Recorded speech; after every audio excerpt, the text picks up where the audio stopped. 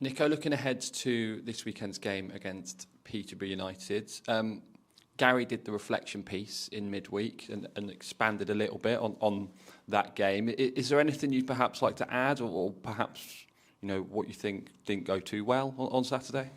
No, I think we've spoken about it. We know where things are. We know what the performance was. It was very good to a point in the first half where we need to be braver, more clinical, risk the ball more in areas where the risk versus reward is high. But the build-up play, the control that we had, the possession that we had is all how we want to base our teams.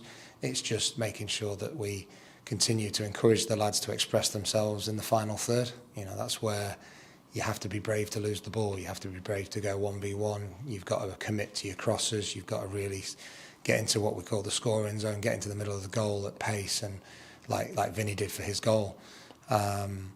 In the second half, we didn't react well enough to what they came with.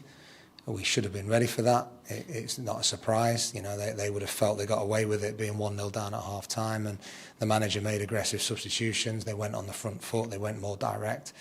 And for all the tactics that we often talk about, for the tactical edge we try and give the players, which is massively important to how we do things, there does come a point where it's just about digging in, working hard, sprinting more, fighting harder, and then making good decisions under pressure. And sometimes that's a clip ball down the side to get us up the pitch so we can go and play in their half. Sometimes it's being brave to play. But in the second half, it felt like we got caught between those decisions. It felt like that we weren't sure how to play against this new experience that they were going through. And that comes down to player experience and how they feel it out there. So it's a lesson learned. It's an experience for some of those players that it's not all going to go your way. You can't go out there and expect to have 70% possession for 90 minutes.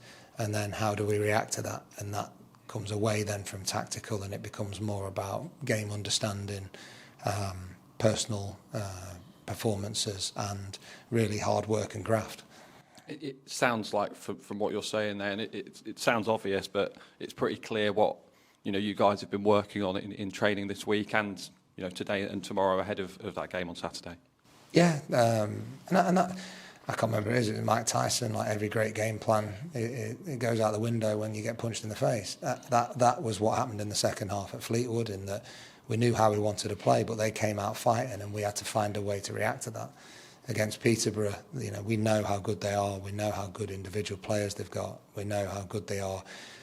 Expansive footballing team. We had a good result against them not too long ago where it went our way in that they had a man sent off and we jumped on that opportunity, which was the real positive for us in that game. I don't think we played overly well in the game as a whole, but we limited them in the first half when they were really on top, and then we really we were ruthless when they had their man sent off. So positives from it, but this is going to be a completely different game.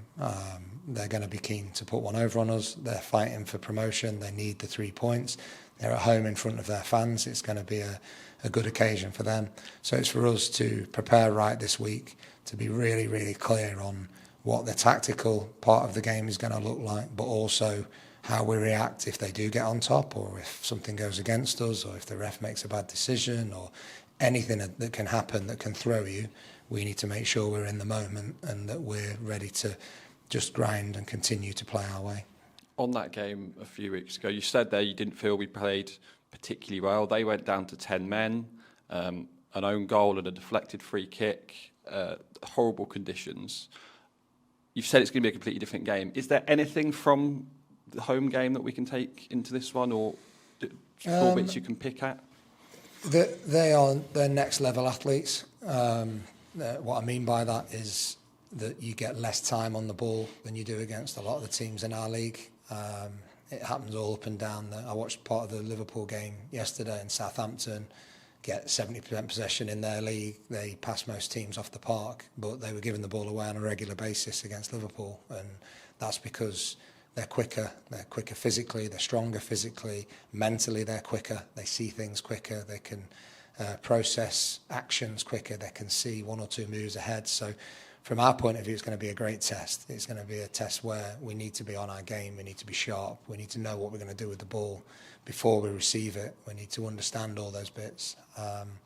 And that's pretty much it, because it's at their place, it's weeks down the line, everything's different. It's the epitome of what I talk about when we say next game's most important. The one that we played 3 or 4 weeks ago has got no real bearing on this one.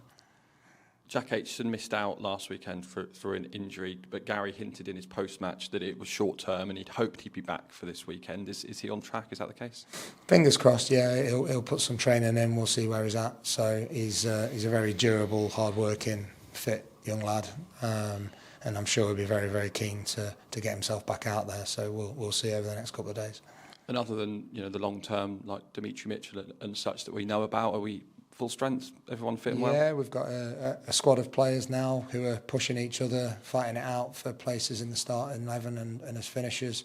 It's a healthy, competitive place to be, and that's how it needs to be. They push each other. They always come at me because I like the phrase "iron sharpens iron," but that's how it is. They need to push each other. They need to get better, and the only people that can do that is themselves.